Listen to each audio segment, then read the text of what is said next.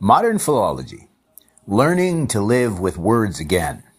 I want to tell you a story, not about a person, but about a word like resurrection. We think we know what it means. Easter Sunday, church hymns, a body rising. But in the original Greek, anastasis, it doesn't just mean rising from death. It means standing again, standing apart, transforming, becoming more than we were, and a removal from. That's what I mean by modern philology. Not just the study of old texts, but the practice of learning to live with words again. Because words live if we listen. Take Japanese sumo wrestling. Every match begins with a cry, hakioi. But almost no one today knows what it truly means. They think it's just a shout to get things going. But its roots go deep into Chinese philosophy and ancient warrior tradition. Hakioi means do your best, live up to your potential. It calls back to the bagua of the I Ching. The 8 trigrams of change and balance. It's not just a fight. It's a ritual, a contest of virtue, right? They call it the Tao of heaven and the Tao of earth and the Tao of humanity.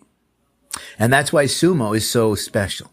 You don't cheer for one wrestler to win. You cheer for both to do their utmost. You cheer for the moment to be propitious, for the universe to reveal who's ready. That's philology in motion. Or take zazen, the Zen Buddhist word for sitting meditation in modern Japan. It's often just a practice. Sit, breathe, calm down. But the older meaning goes further.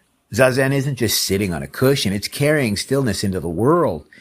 It's letting insight ripple into how you wash dishes or talk to your neighbor. That part's mostly been lost.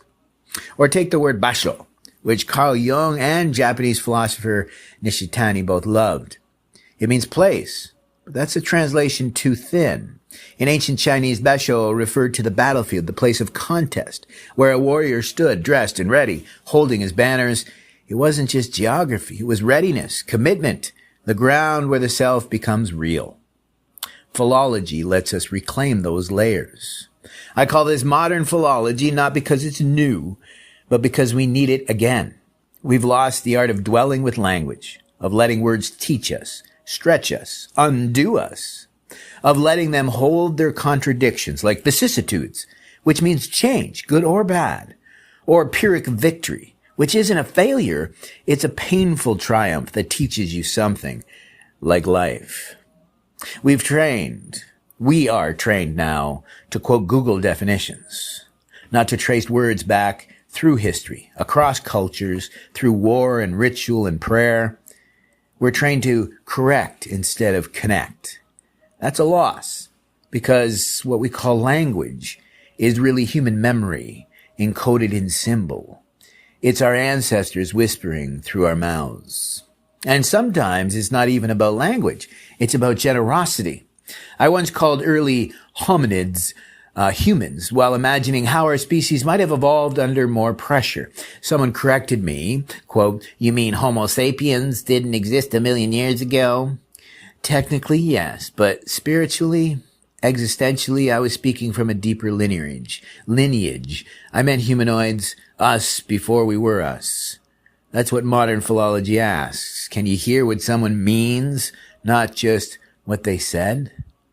Deuteronomy 5:29 says, "Oh, that they had a heart in them, a heart to discern, to distinguish between right and wrong." The Hebrew word there is chamavdil, one who makes distinctions, not to judge, but to clarify, to illuminate, to choose truth, to make good possible. And God says, we already have that heart. And this, I think, is what influenced Nietzsche when he used the German word schätzen, which is to evaluate, but it's to come to learn what you truly value, what you cherish, what is your treasure, and therefore, what is your meaning. This is not about being religious. This is not about academics. This is about being human.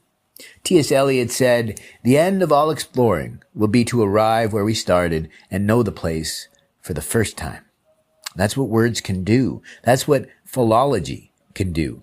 We are the temple now, the living text, the battlefield and the stillness, the warrior and the chant, the ones who shout hakioi to the world and mean it. So, on that, I hope you have a wonderful day.